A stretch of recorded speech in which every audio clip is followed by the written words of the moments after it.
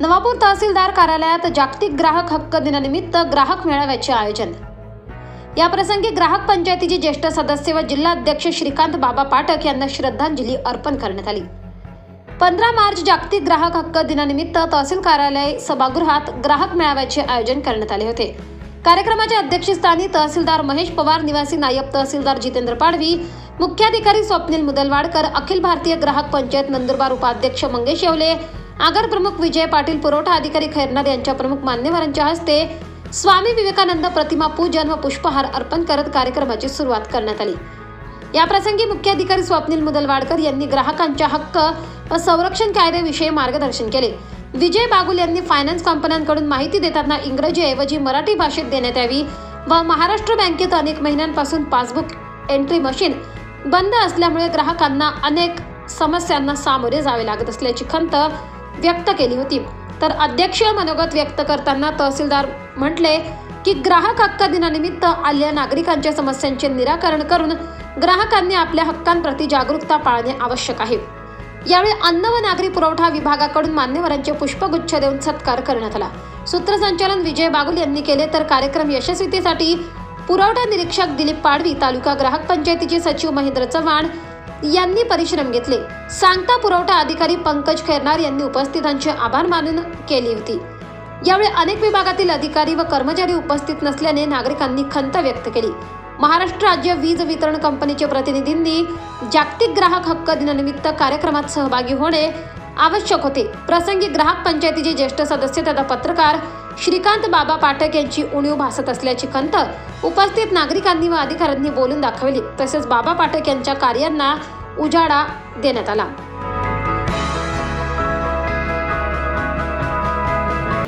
आमचे पुरवठा निरीक्षण अधिकारी खैरनार साहेब, तसेच इथे उपस्थित आमचे सहकारी आणि नागरिक बंधू, आजच्या या जागतिक ग्राहक दिनानिमित्त एवले साहेबांनी काही समस्या मांडल्या की भेसळयुक्त अन्न दिलं जातं। याबाबत निश्चितच आपण अन्न आणि औषधी विभाग जो आहे त्याच्याकडे आपण या तक्रारी पाठवू आणि आपण आजच्या या कार्यक्रमाच्या अनुषंगाने जे निवेदन दिलं आणि जे 2-3 तक्रारी आपल्याकडे दिल्या फायनान्शियलच्या, आजचा कार्यक्रमाचा संदर्भ टाकून आपण या तक्रारी प्राप्त झालेल्या आहे त्यांनी आपण जिल्हाधिकारी मार्फत त्यांना पाठवू अन्न औषधी विभागाला, त्यांना ते देखील करू ते तुम्ही सांगताय।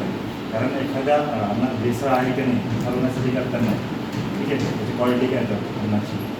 दुसरा विषय जो आहे म्हणजे फायनान्शियल कंपन्या तुम्ही सांगता हे लोक गुजराती इंग्लिशमध्ये देतात। मला असं वाटतं आपण ग्राहक म्हणून आपला अधिकार आहे म्हणायचा, तुम्ही मला हे ट्रान्सलेट करून द्या। आपल्याला पण फार घाई असते नाही बुवा, पटकन पाहिजे, गाडी पिझ्झा इंजिन वगैरे पटकन सही करतो आपणही बऱ्याचदा म्हणजे अक्षर ती वाचतच नाही, आपण तेवढं पण वाचणार आणि नंतर जेव्हा आपण प्रॉब्लेम होतो वर्ष-2 वर्ष तर तेव्हा ते म्हणते कंपनी की इथं आमच्या खात्यातून द्या तुम्ही असं नाही। असं बऱ्याच लोकांच्या तुमच्या सगळ्या लोक म्हणजे जे वेल एज्युकेटेड लोक येत असायला ते पण पाहिजे ते सुद्धा फसलेले आहेत फायनान्स कंपन्यांनी। तर आपण एक आहे की कोणताही कागद वाचत नाही। दुसरा खूप महत्त्वाचा मुद्दा सीओ साहेबांनी सांगितला, एक असते टेंडन्सी की कच्चं बिल द्या आम्हाला GST वगैरे काय लाभ घ्यायचा नाही आहे, बस आमचं बिल वाढेल तेव्हा कच्चं बिल द्या, आम्हाला वस्तू स्वस्त मिळाली पाहिजे। पण एक किस्सा मी तुम्हाला सांगतो, जळगावमध्ये झाला होता।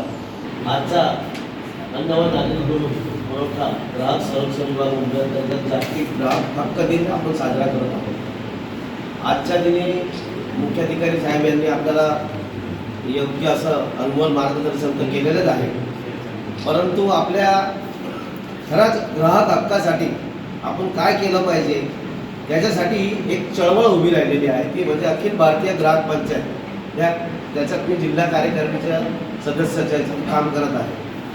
नवापूर शहरामध्ये दिवाळीपूर्व म्हणजे दिवाळी सण येण्यापूर्वी आम्ही माननीय जिल्हाधिकारी यांना पत्र दिलं होतं की आमचा नवापूर शहरामध्ये स्विच करून आपलं होणारं नुकसान टाळू शकते आणि जर आपलं त्यात काही दोष नसेल तर आपल्याला ती रक्कम पण परत मिळवण्याचा अधिकार असतो ग्राहक म्हणून। यासाठी बँकेकडे बँकिंग ऑम्बड्समॅन स्कीम असते, आपल्याकडे रेग्युलर जे असतं की आता आपण बऱ्याच दुकानात पाहतो।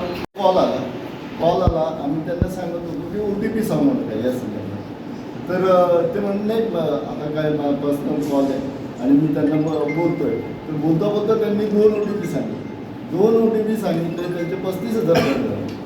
35,000 कट झाल्यावर त्यांना नंतर कळालं की माझे पैसे कट होत आहेत. त्यांना हे कळालं नाही की हा फेक कॉल आहे का काय आहे का काय नाही, परंतु त्यांना अजूनही ते पैसे मिळाले. तर आपली स्वतःची कुठला कॉल येतोय काय 24 लाईव्ह महाराष्ट्र न्यूजसाठी जगदीश वाणी, चिंचपाडा.